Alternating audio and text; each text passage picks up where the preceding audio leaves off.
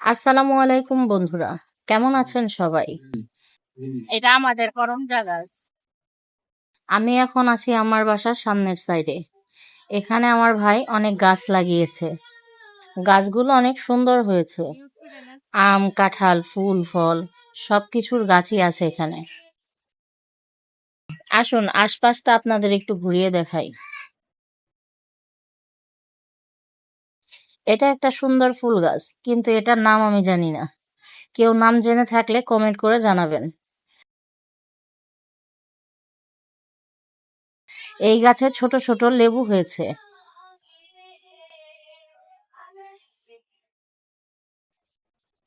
এখন চলুন বাড়ির পিছনে বালুর মাঠে যাই।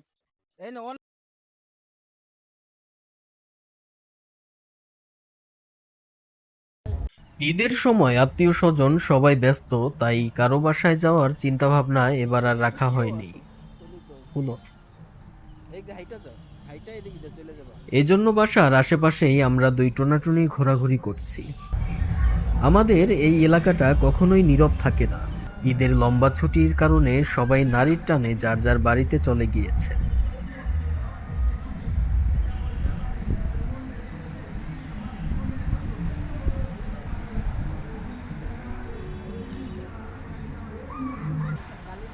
আমাদের কোনো ঘোরার জায়গা নাই, তাই বাসার পিছনে বালির মাঠে আসছি দুইজন গল্প করার জন্য। আপনি কিছু বলেন। আপনারাও আইসেন মাঝে মাঝে আমাদের বাসার পিছনে বিশাল মরুভূমি আছে। এই যে,